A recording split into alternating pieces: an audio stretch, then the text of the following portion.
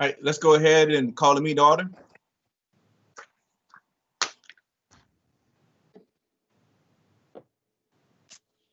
Effin?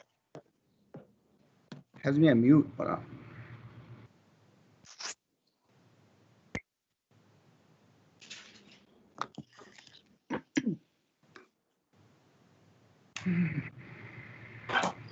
All right, Effin, let's go ahead and call the meeting to order. Okay. Do you guys hear me now? Yes. Okay. Good afternoon. Today is June the 9th, 2020. This is the regular meeting schedule for the Veteran Advisory Board. Would you please stand for the Pledge of Allegiance?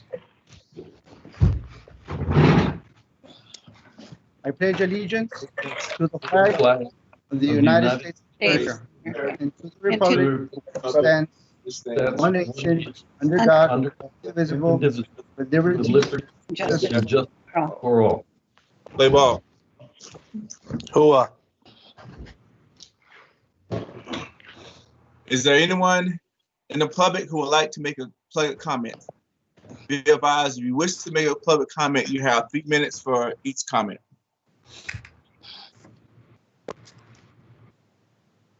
All right, Efren, let's go on to item number 4, please. Item number 4, approval of the minutes for the regular meeting of May the 12th, 2020. Move to approve the minutes. Do I hear a second? Second. All in favor? Aye. Anyone opposed? Motion carries. All right, we go item number 5, please.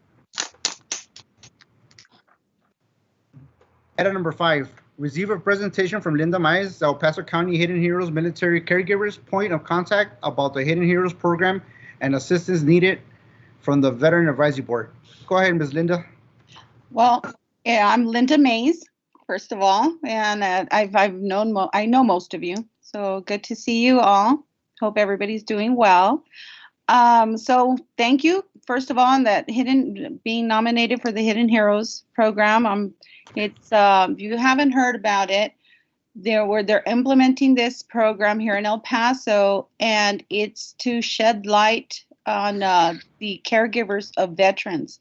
And since we're such a veteran-friendly community, it only stands to reason we're gonna come on and bring them on board, because as we know, caregivers are the backbone of the veterans. Without the caregivers, you know, a lot of these veterans wouldn't have the ability to do the resources that they have. So what we're doing here is bringing forth, as well as with you all, the county, but all other veteran organizations, including the VA, to see what resources are available to caregivers as well as to veterans. So kind of make it a full circle, and shedding light on the backbone is what I call them, the backbone of our veteran community, which is our caregivers. It's new to me as well. So you all are hearing about it new. I'm reading up on it. Molly, are you there? So we have somebody who is a Hidden Heroes. Molly, I guess introduce yourself a little bit, because I'm trying to introduce the Hidden Heroes program, and I just what I've read and what Yasmin has sent to me as well, but I'm really excited about implementing this in El Paso, because like I said, we are such a veteran friendly community.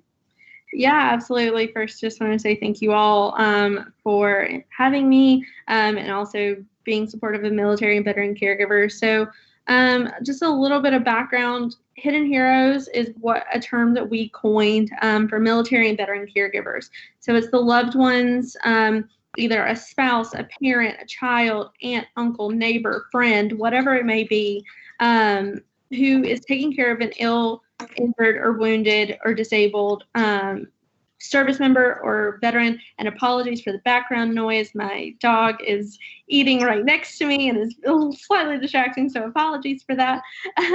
But our Hidden Heroes Cities and Counties program is really our grassroots initiative. And so we were super excited to see El Paso County pass this. And we typically, and I'm not the manager of this program. My colleague Jasmine Alfonso is.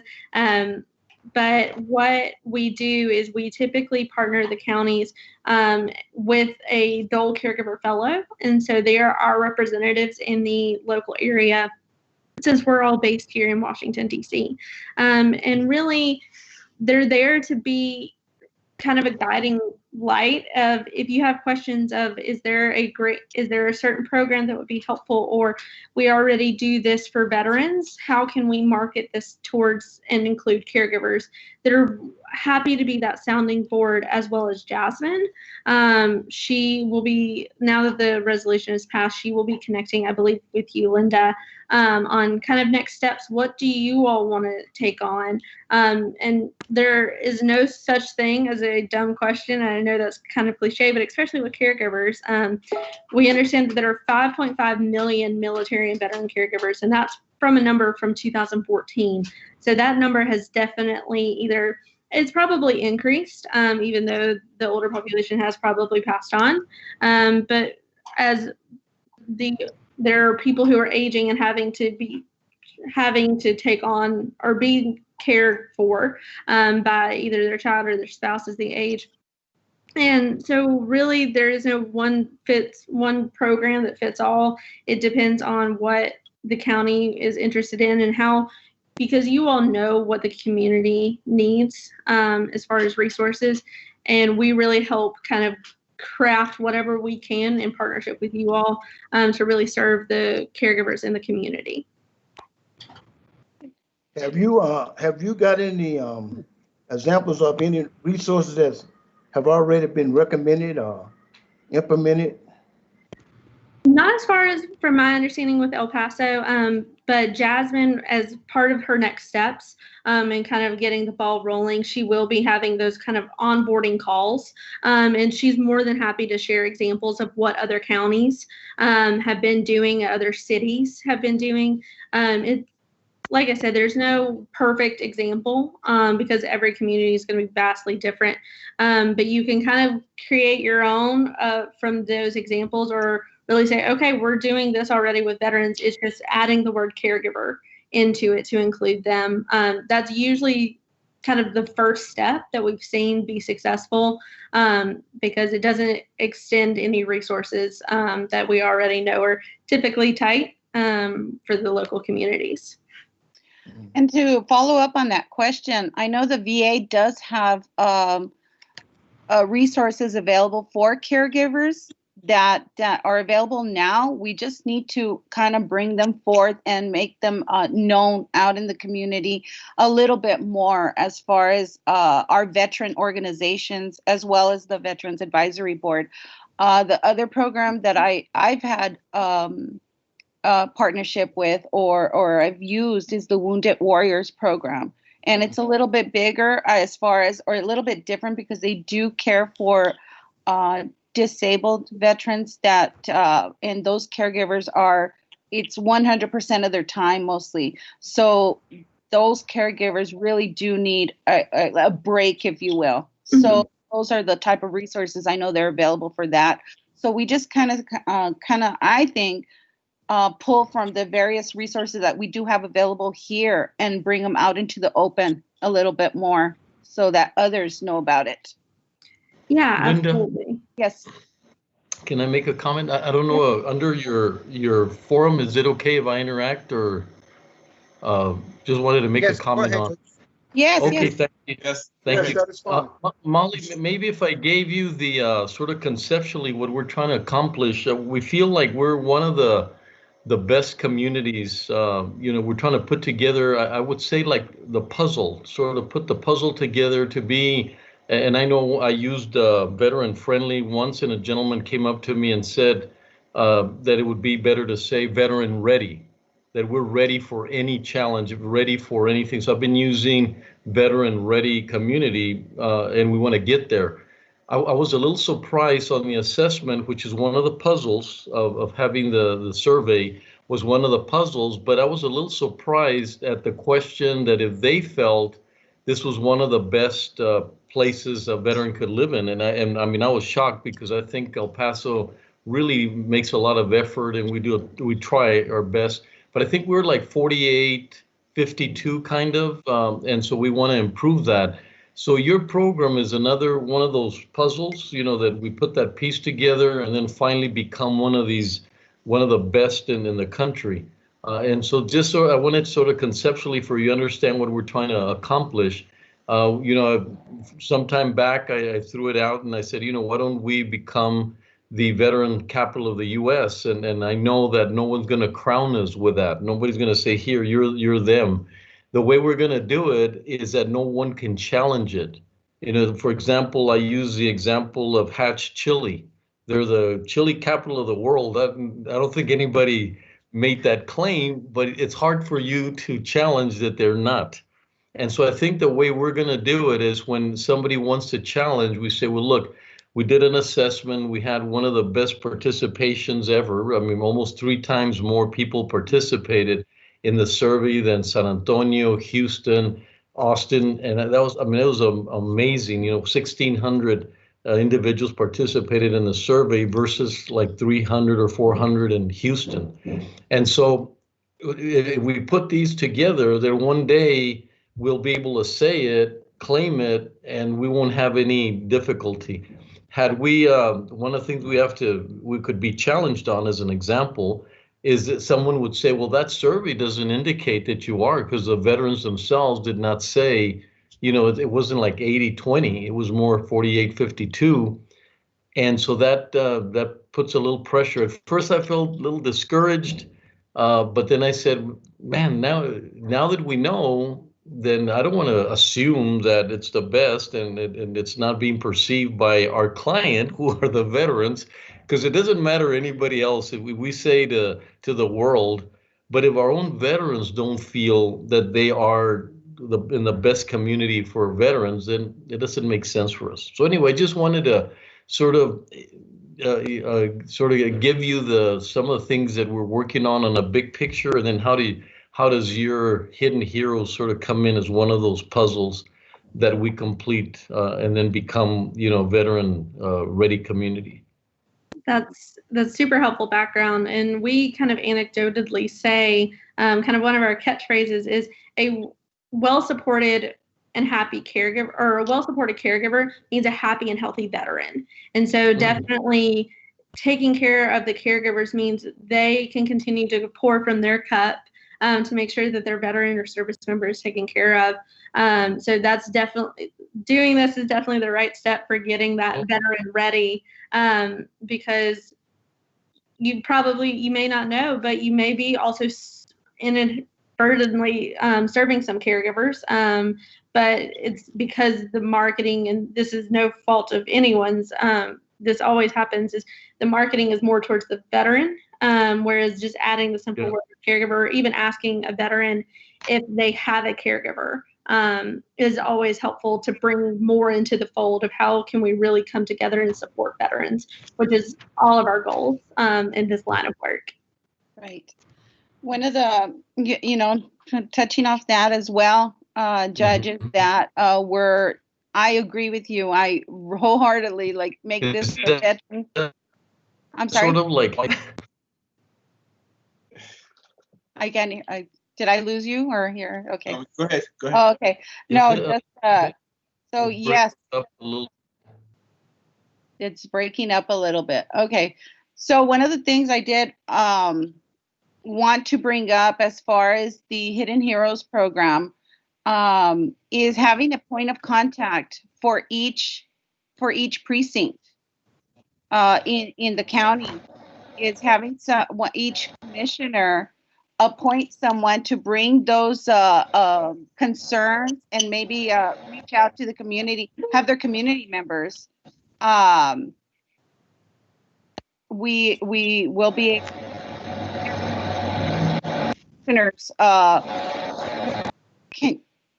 I'm sorry. Can you all hear me? Because I'm getting a lot of feedback or something. We can hear now. It was some feedback going on, but we can hear you now. Oh, okay.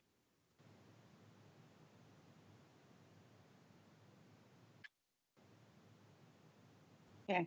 So one of my ideas on one of this, and I believe I see Colonel Amaral on the line.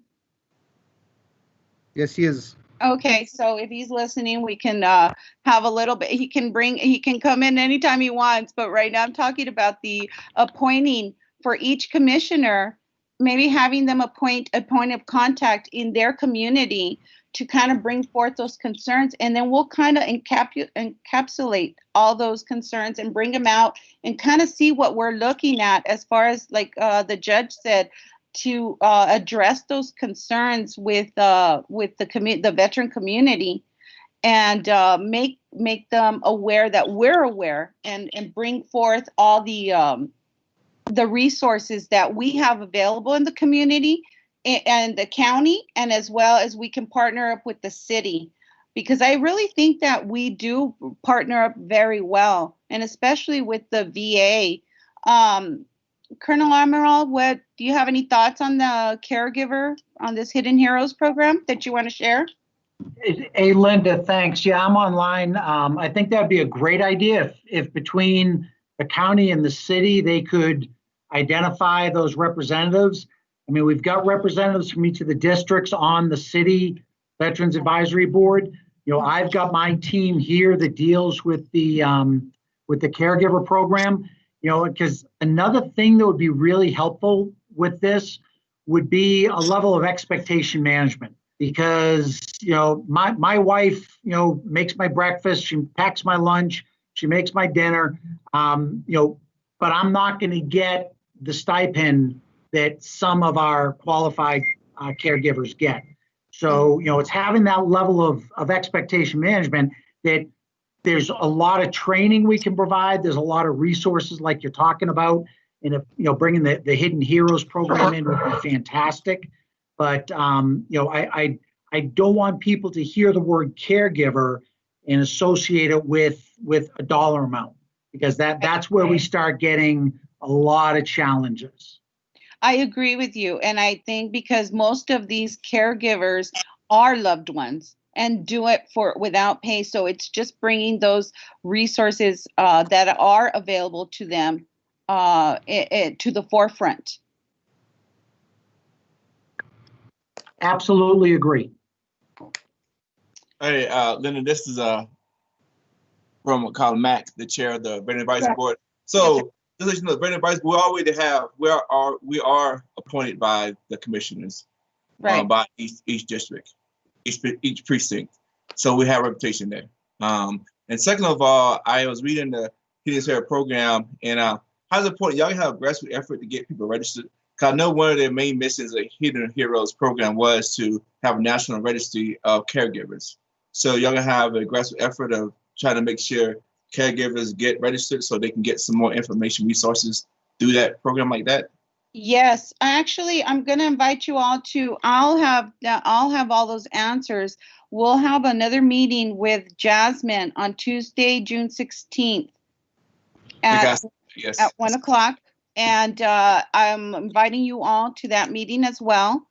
And I'll have those answers, and she'll be able to provide a little bit more input as to what other counties or other cities have done, so we can implement whatever works for El Paso specifically. Yes, that sounds great. Because in my opinion, I don't think we need to appoint another individuals, because we have reps each precinct. That's what the Veteran Advisory for the county. That's what we are. That's what we do, is to recognize and be the link between the commissioners and the county, and for veterans issues. Well, not to step on any toes, Mac. It was just no. I'm so busy that I you're right though. Maybe That's what we need. concern.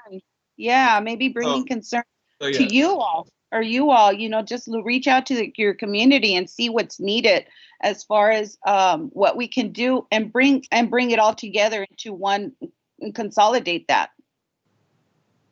Yes. That just sounds great. That's a great idea, and that's the things that we need to move forward and do as well. Anybody else from the board have any questions? Hey, Mac, I'd just like to inject, because it's all great discussion. Thank you, Linda. And Judge and Nicole, some assistance that we may need from you all, because one of the do-outs that we still have is the requirement to send the final signed resolution back to Yasmin and the Elizabeth Dole Foundation. So any assistance that you all can provide, hopefully prior to next Tuesday's meeting, to get the final resolution circulated and signed and I guess officially published so that we can move forward, would be much appreciated. Oh, definitely. I'm Nicole, sorry. I already have. I was going to say, were we planning, Nicole, for this coming Monday to have the resolution? No, we already had it on the agenda, Judge. It's just circulating signatures. Oh, I'm sorry then. Yeah, because I was confused there about, so we just need the signatures because of our virtual situation. Okay. Yeah. It's already, Because I already did. yes. I do have a question, Colonel Amaral. I do want to know on the VA side. I know that the VA provides caregiver resources there. Maybe that we're not aware of, a lot of people aren't aware of, only because I kind of reached out a little bit to the VA already. But I don't know if you'd like to kind of talk a little bit about those so we can kind of see what we're working with and how we're ready available. Yeah, and again, I think what I'd rather do, I mean, I can talk, big hand, little map, but I think what would be better would be to offer an opportunity for, where one of my folks would come in to a county advisory board arranged meeting, and my caregiver team could present, what trainings are available for them. Okay. How do they apply for different services that might be available? And again, I emphasize they might be eligible for, Right. just so we don't get expectations up. But no, I'd be happy to do that. And even doing it in an environment like this. We do our bi-weekly veteran tele-town halls. And that might be a topic that I can bring in a guest speaker to just kind of go over the highlights about, because, Okay. as you guys know, every situation is going to have some idiosyncrasies, and so trying to do it, with everybody, it gets a little bit tougher. But you guys know you absolutely have the VA's support in getting that information out and having some seminars, things like that. So you guys let me know, and I'll link you up with my team because they're fantastic at it. Yes. So maybe if you can bring one of your representatives on board for that meeting Tuesday, June 16th at 1300 hours with Jasmine would be awesome. Yeah, if somebody could send me the details of that. Yes. Perfect. All right. Okay. Thanks. Right. I think from my end, that's just for good. my So we can, education, I was going to say, just for my education, what kind of resources, because I don't understand the full program, but what kind of resources do you bring to the caregiver? Are these like, could be from having referrals, understanding what's out there, to things that they need to be more successful, or what are the resources so I can get a better feel for what we're looking for? Yeah, Judge, a lot of it, the majority of our veterans and their caregivers are eligible for education. We have a wide variety of education on how they can better serve as a caregiver, how they can take better care of their loved one. Wow, excellent. Based on their specific situation and the level of caregiving they have to do, they may be eligible for a monthly stipend. The benefit that the veteran may also, if there are some modifications that need to be made to the home that are going to make use of their home easier, they may, and I'm using the word may on all these, they may be eligible for some of these things. So yeah, I think that if we can get some type, and if this next meeting is an opportunity, and I'm not saying a one and done, but have a series of opportunities specifically for caregivers that that they can dial into or join us for a Facebook live type of event, something like that while we're going through our COVID. Perfect. Thank you. Appreciate that. Absolutely. Yeah, and just one of the other big things that the caregivers really like is the peer support amongst each other as well. That's one of the big things that provide as well, because the peer support of somebody to lend an ear to, so they know that they're not the only ones in that same position. Right. Oh, that's excellent. Which is That's part so of this important. program. Yeah, hey, Mac, you're absolutely right. And Linda, one thing, you were talking about a representative, and I agree with Mac, there's a lot of representatives out there. But I'll tell you what might be beneficial would be the community setting up, in Northeast at the Denny's on Dyer on Monday at 10 o'clock. There's going to be a caregiver support meeting that is community run, and if they want somebody from the VA there to talk about some of the opportunities we have, we'd absolutely be happy to help out with that. But that might be something that would be beneficial to have at different locations. Yes, no, fantastic. Yes, I think that's a good idea as well. But pretty much, I think that pretty much sums up my portion of the meeting as far as what the Hidden Heroes program is about and what we're looking to implement. And, the level of support that we've already received from the county and from the VA, and of course from the city, and all our veteran organizations. I think this is just a given to incorporate caregivers. That's awesome. Hey, first of all, I want to say this is a very, very important program, and having this in El Paso is going to be outstanding.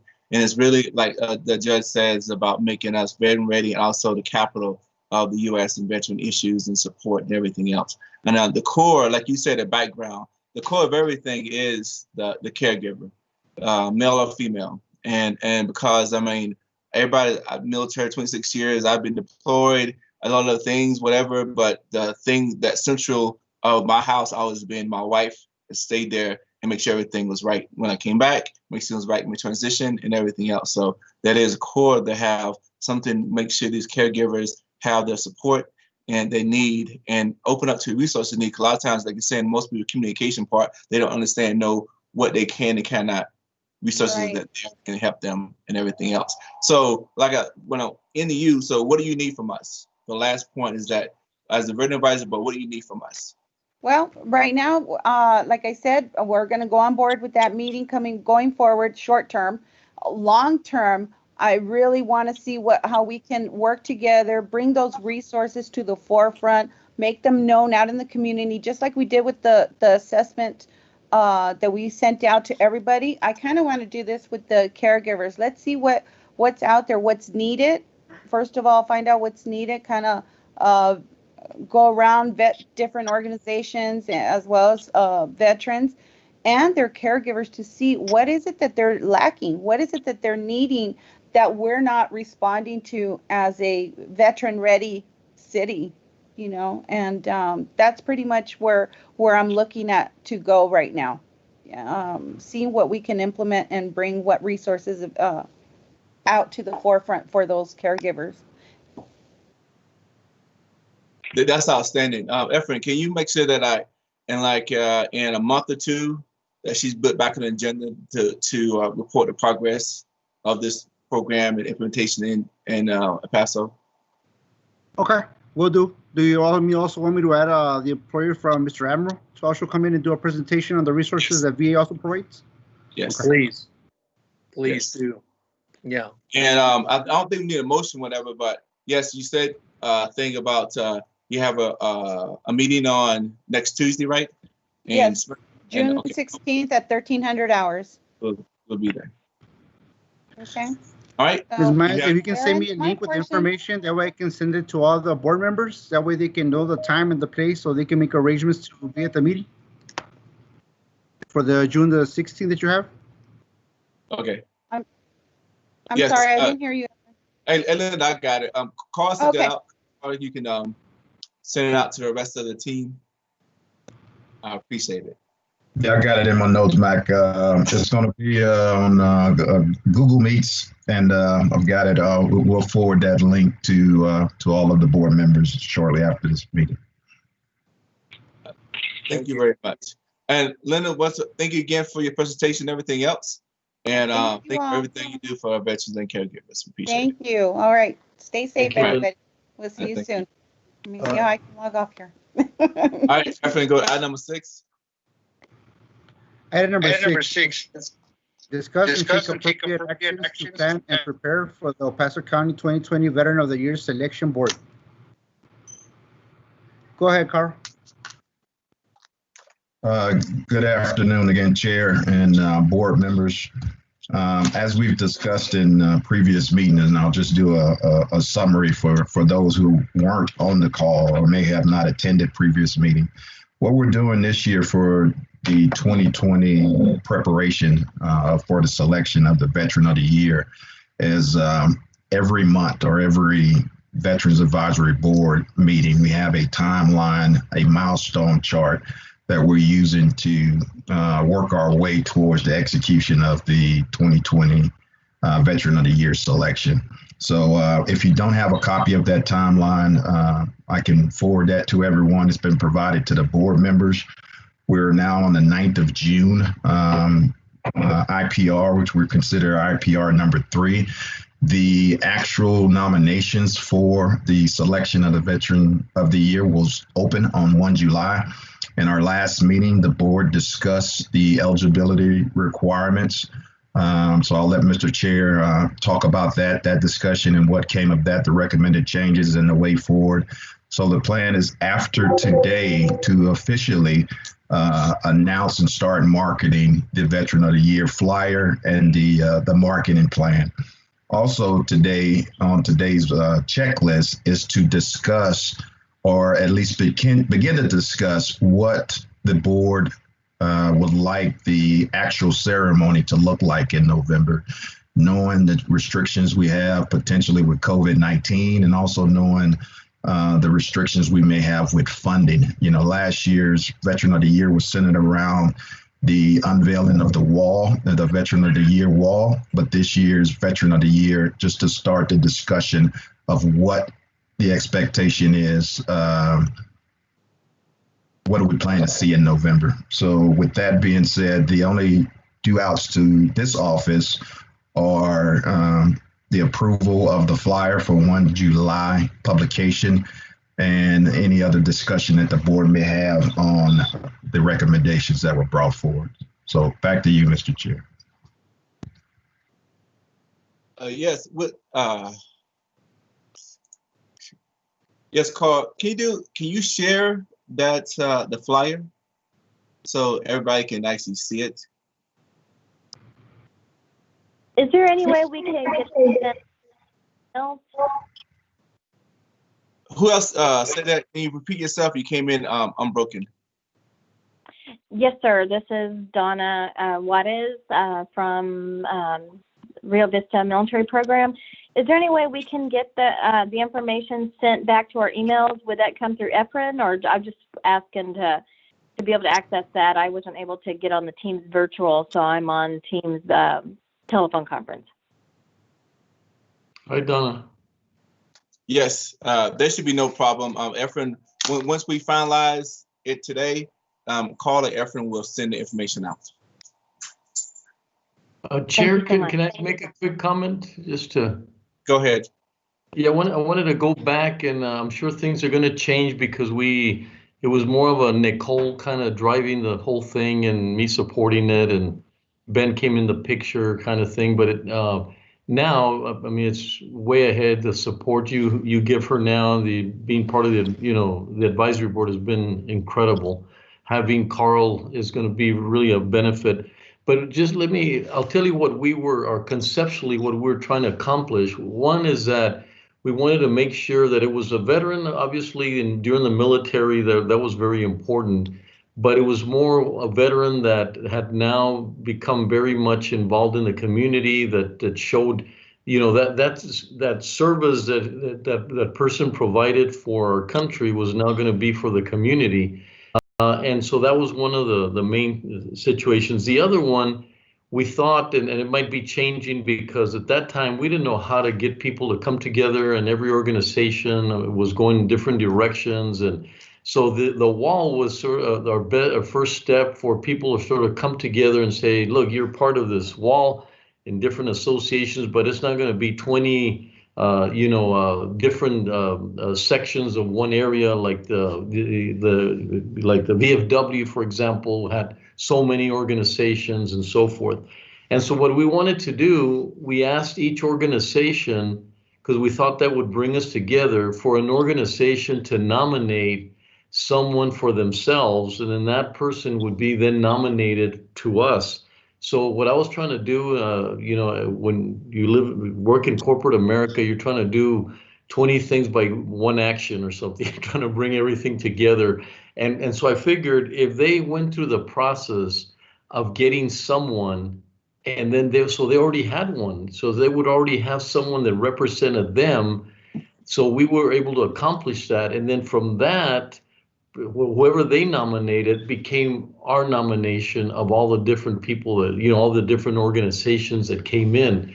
I'm not sure if it worked that way at the end or if people were asked to come in individually, but I thought it would be so good for an organization and different veterans association to choose their own, sort of forcing them to go through that process, and then they would be able to recognize them. So that person didn't win with us, that person was already a winner with that organization. So that was the kind of my thought as we move forward. And so just wanted to let you know what we did. I'll never, you guys are way ahead of the game. And so it's not something that I would, that I want to impose any of my concepts or anything like that, but just want to let you know how we initiated that. And then of course you're welcome to do anything else that you want to do. But that was pretty much the two concepts. One, very community driven, and of course military success, but more so in the area of community. And then every organization sort of have someone that represented them become our nominee. So anyway, that's how we sort of made sense of it when we started. Yes, Judge, and you're correct. I remember last year, and we took the same thing, is that last year was the same way, and that the concept is going to be exactly the same. The best thing is have organizations nominate their person to nominate us. Because I remember last year when I did that speech, one thing I like you said is that make sure everybody know you guys are winners just to get to this point. And yeah, exactly. Really enjoyed that. Yes. So the same concept is the same, is that have organizations, or you can be a nonprofit organization, a veteran organization, or an organization where they provide a lot of support to veterans. You can also nominate as well if they have an individual in their company that does a lot of things for veterans company. So one of the things that Carl was talking about is that we had a thing we're trying to fine tune it. There was some, how you get feedback from last year. So we're trying to fine tune some of the feedback that we receive to make this every year to be a better product as it goes. And that is one of the things that we are tasked to do right now. And what I wanted to, first of all, I wanted to Carl to do is like he put up this flyer so we can go ahead and get the flyer ready to go. And then the next thing we're going to do is talk about some of the things that we've been discussing about, some of the tweaks we want to make in the veterinary process itself. So, Carl, thank you very much. You got the flyer up. Everybody take a quick time to view over once again. That's nice. So one of the topics of discussion has been from last month was, I think Mr. Webb put it up, was, so one of the guidelines right now must be a current resident of Paso County, which I agree with, but there's been some discussion points where as that some individuals say that there are individuals that do not reside in Paso County, do a lot of great help or do a lot of great impact in El Paso County. So they wanted to broaden it to the border complex, the border region. But I'll tell you my opinion. My opinion is we are a Veteran Advisory Board for the county, and this is a county award and the person to live in the county. I mean, there's other organizations that might outside the county that can have an award for the veterans. But my opinion is that we are a veteran advisory board for the county, and that person should reside in the county because it's the county award. And my board members, you have an opinion, go ahead and say, Mr. Webb first.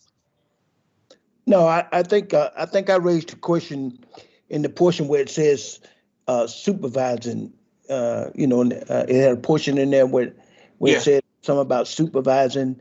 I don't have the thing in front of me now, but you also said you was in your comment. You said people have came to you, asked about they have people in the organization that's not in the county. You said that as well. So we want to talk about that part. If because and what's called it because what's called made a motion. Ben did about this topic. So we need to clarify this topic so we can have the flyer ready to go. I agree with you 100%.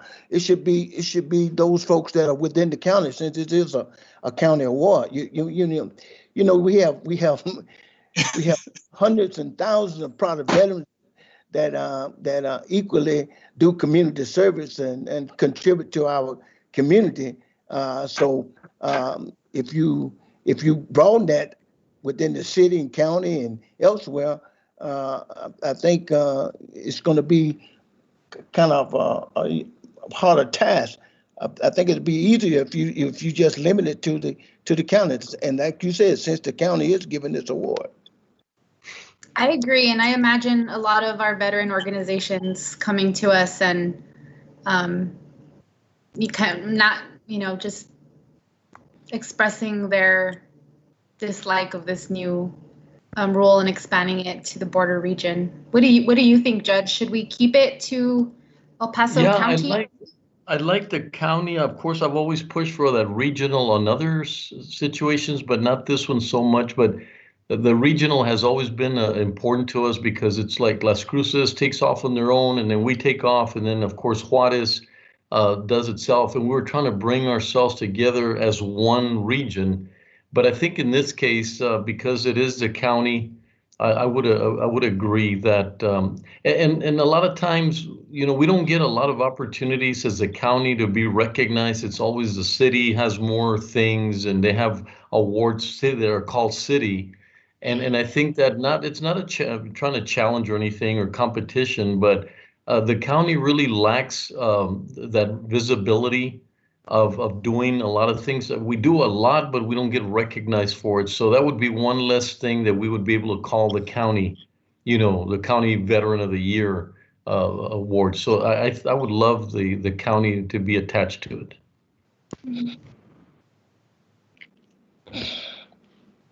Hey, Mark. Yes, I fully believe that it should be within the county itself.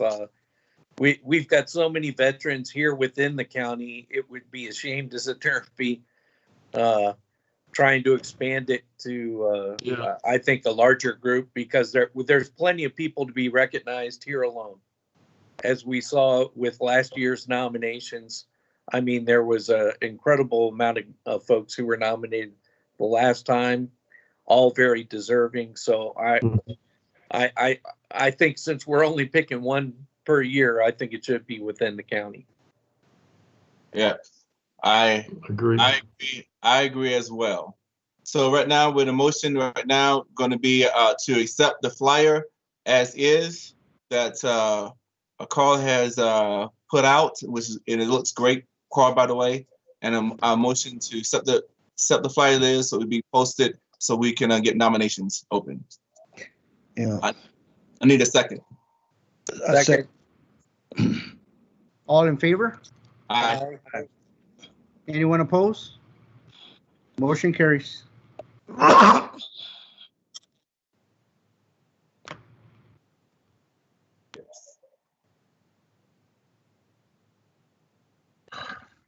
All right. Okay, thank you, Mr. Chair. So again, the only thing I'd ask on behalf of this office, as we start to disseminate this information, the official flyer will go out, final flyer go out to the board members and to our email distribution. It will be posted on our social media page and website effective today. I just ask that everybody help us out by pushing this out on all forms of media and communication that you have so we can get the word out and actually start marketing this. 1 July, again, is when we plan to have the applications start coming in. So we can also, in our next VAB meeting, talk about that consolidation process and the selection of leaning forward to the selection of those that will be appointed as judges to do the selection process. So again, great discussion, and I appreciate all your efforts and thoughts and recommendations in improving this program for next year, or for this year. All right, Carl. Thank you very much. So just to clarify, so on tap for the next VAB, we will be discussing about the judge appointments. Also, at that time, we can clarify any other discussion points of improvements of the program process itself. Correct? All right. All right, if we go with that, let's go on to item number 7. Item number 7, yes. Item number 7, discuss and take appropriate action to develop the Veterans Advisory Board strategies to address items from the 2020 Veteran Needs Assessment. Mr. Dwyer? Okay, again, Mr. Chair, in our last meeting, we discussed the results of the Veterans Advisory Board, and the board discussed the way ahead and how issues, discussions, and recommendations were going to be submitted. I know that this office received some of that consolidated list today, so we're not prepared to speak to that. But back to you, Mr. Chair, if you would like to communicate what has been discussed with the board and your thoughts on what was sent in and consolidated to you and the projected way forward. Yes, Carl, I think we have a little more work to be done. If we can, I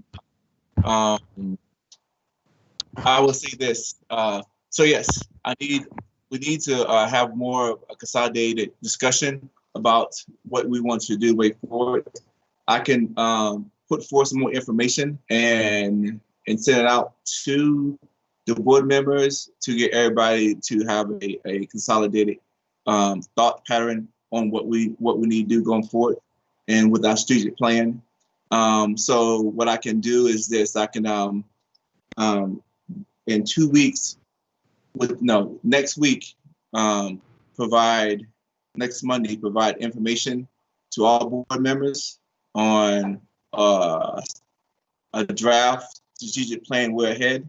And then we can start discussing points. I did get some inputs about stuff, but it was basically from their commissioners. So I think we need to get some more information about what directions that we want to go as a board with the information from the assessment, along with information that we also get from our constituencies, from my precincts. So everybody's on board with that, Mark and Dan?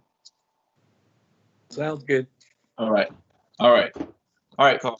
So by Monday, I will send out to you and the rest of the board a more complete draft from that we do to a strategic plan that derive with the foundation of the assessment to go forward. Mr. Donnie, do we need an actual motion on this to actually come back next month? Next on Monday? You're muted. You're mute. Yes, you do. Okay.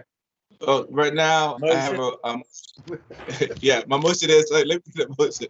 My motion is to on Monday I will provide information for a draft strategic plan to the board members and to the Veterans office for back and forth discussions. Do I hear a second? Okay. Second. All in favor? Aye. Anyone opposed? Motion carries. All right. So item number 8. All right, item number 8. Discuss and recommend submission of the 2019-2020 annual report of the Paso County Veteran Advisory Board. Mr. Dwyer, you're up again.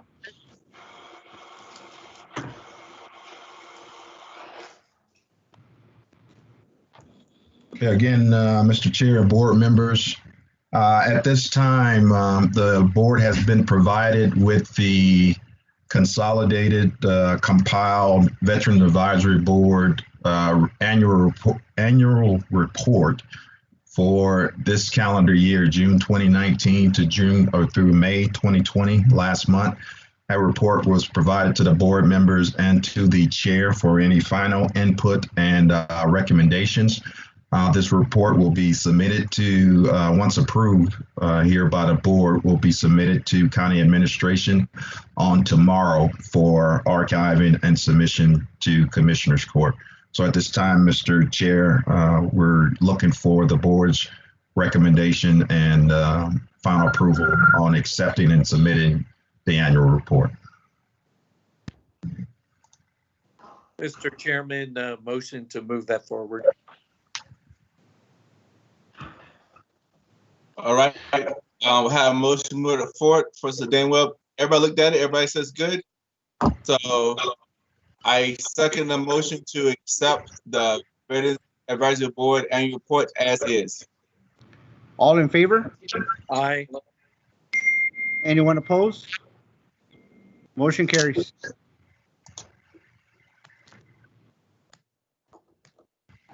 Item number 9. Hey, Mr. Chair, just one thing before we move away from item number 8. And looking ahead to the 2020 report, what our office would like to do and ask of the board members and the committee is for next year's report, you know, for one of the things we like to do is make sure we capture more photos of events and significant items that take place to be included in the report. That's something we noticed during the preparation this year, that there were very minimal photos of significant events to include in the annual report to archive. So if as we move forward, you know, it would be appreciated if we could capture those significant events to include in the annual report. Carl, that's excellent.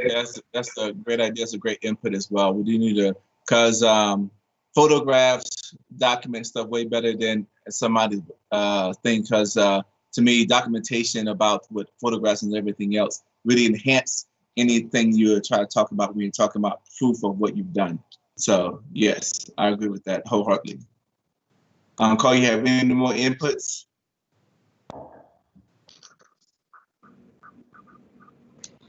Good. Okay. That's it, Mr. Chair. We're ready to move on. All right. Thank you. Go to item number 9. Item number 9, receive monthly update from Veteran Advisory Board members on any item of interest or issues from the representative or precinct veterans. Precinct 1 appointment, Mr. Mark Dunham, can you want to go first? I'm sorry, say that again. What was that? Do you have any items or interests or issues from your representative or your precinct? No, not at this time. Okay. Precinct number 2, which is Mr. Mack. Yes, I have one thing. On the 18th of May, 2 weeks ago, for Commissioner Stout, Precinct 2, one thing that he was very excited, thing that he wanted to address was he got a resolution. The resolution to the county was for suicides.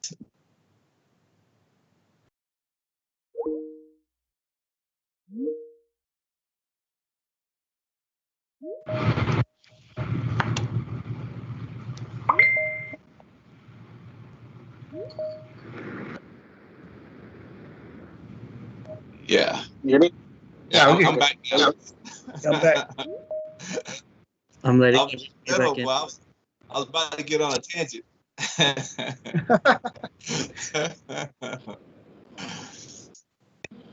All right.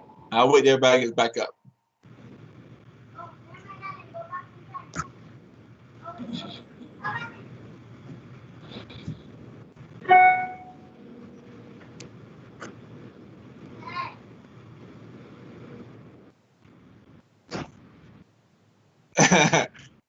If let me know, we good to go. Mr. Mendez, are we good or you want to? Okay. Go ahead, man, when we're ready. All right. Like I said before, Commissioner Scout, he presented 2 weeks ago a resolution for us as a Paso County to participate in the Veteran Suicide Challenge. One of the critical components of the county's El Paso population includes active duty service members, reservists, veterans, and family members of those respective contingencies known as the service members, veterans, and family community.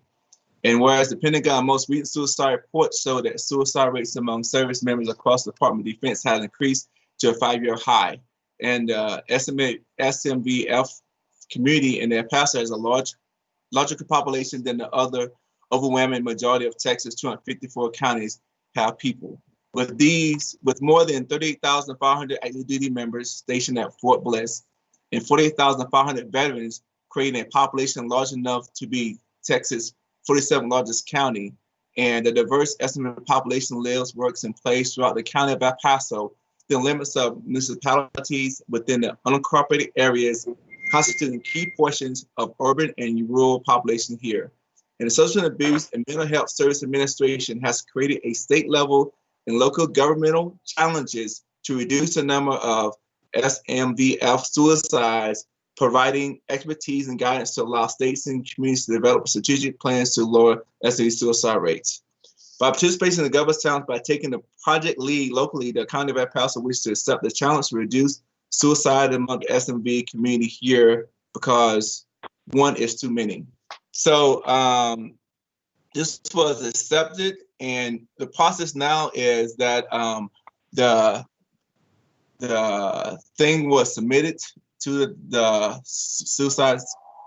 This was submitted to SAMHSA, the Substance Abuse and Mental Health Service Administration, and now we're in a waiting process to see if our county was accepted. So Texas is one of the few states that has set this challenge as well. So minimum, we will do this under Texas, but also as a city challenge, the county has submitted this. So now we are trying to be part of the city challenge as well. So this is one of the things that as more information comes forth with this, I will let you know exactly what it entails for us to do and as the Veteran Advisory Board. That's all I have, Efren. Any questions? Okay. All right. Okay, we'll go on to our Precinct 3 appointee.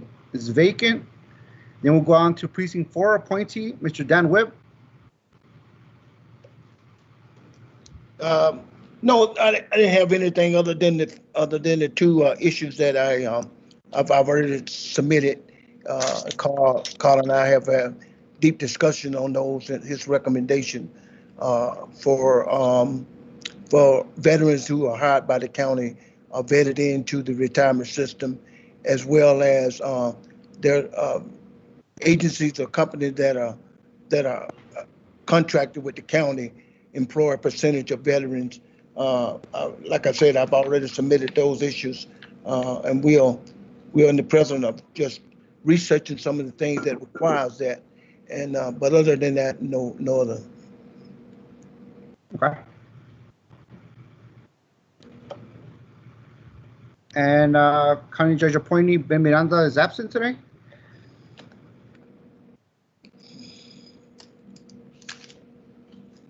That's pretty much it for item number 9, Mr. Chairman. All right, let's go item number 10, please. Item number 10, receive an update from the City of El Paso Chief Military Officer regarding veteran issues. I don't know if Mr. Paul Albright is here or Mr. Bruce Beagle. Hello, Efren, it's Bruce. Right. Go ahead, Mr. Beagle. On Monday, we gave our report to the City Council, And we went over the three main issues of employment, homelessness, and marketing. And some of I will send the copy of our brief to you so you can get it out to everybody, including a copy of our narrative that went along with the slides. But some of the things we've been asking for are moving along nicely at the city as far as employment issues go. As far as homeless, Hope Jackson presented that piece, and one of the asks was for funding for a pilot program to house veterans instead of just in temporary shelters. Let's get them into real housing. So that's one of the main things that was discussed.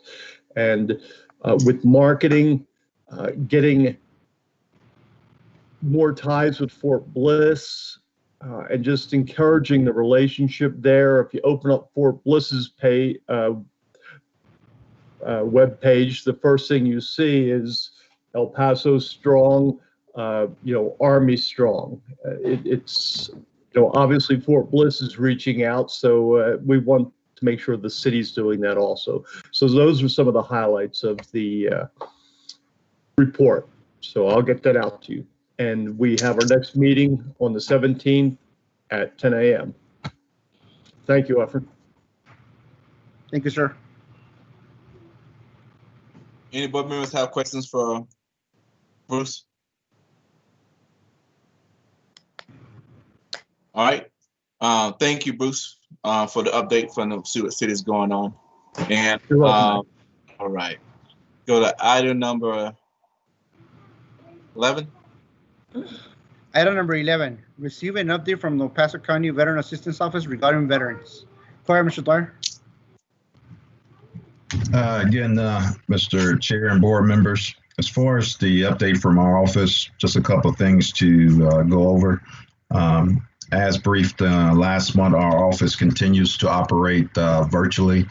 We're working with the county reopening committee and reopening commission as we look ahead to the potential phasing back in of our brick and mortar operations. But at this time, I'd just like to share with the board and with the community that our office is still in full operations, both for claims and benefit assistance and also for any grant and financial assistance that may be needed by veterans. We are fast approaching the closure of this year's grant year.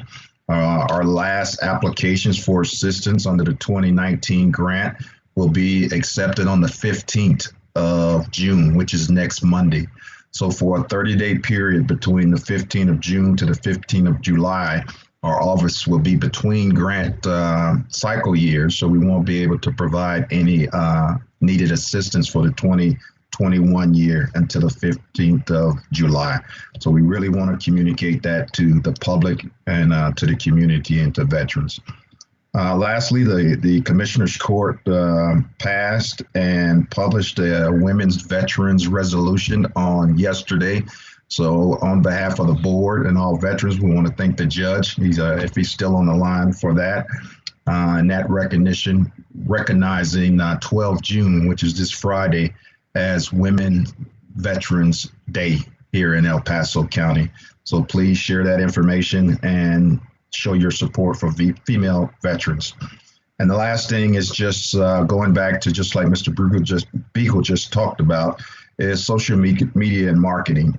We just asked the board helps and the community help to continue to share information from the Veterans Assistance website and our Facebook page. We share a lot of information from the county, from Fort Bliss, from the Texas Veteran Commission.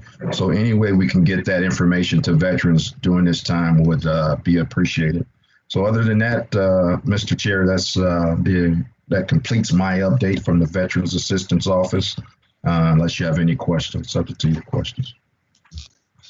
If I may, I just had a couple of stuff to add to that also for the Veteran Advisory Board the Veteran Assistance Office before we go on.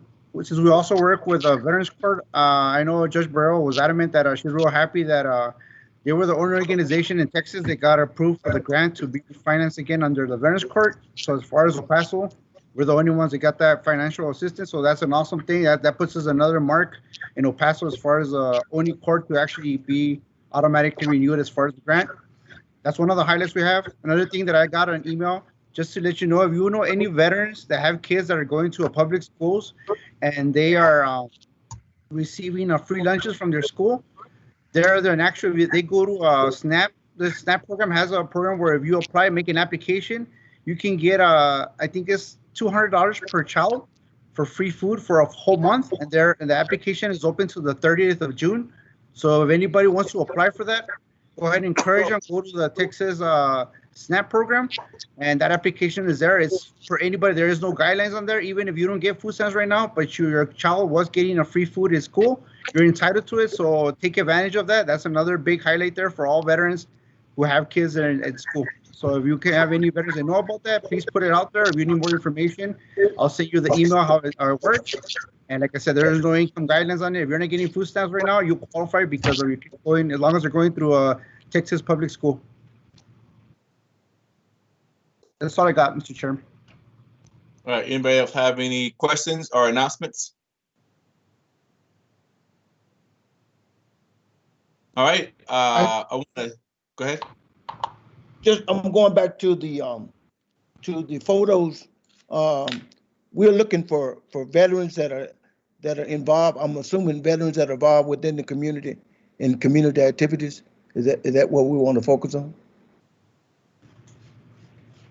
Hey, Carl, about the photos. So he asked a question. He said the photos concentrate on veterans in the community with doing things. So my suggestion and comment is this, and you can piggyback on me, Carl.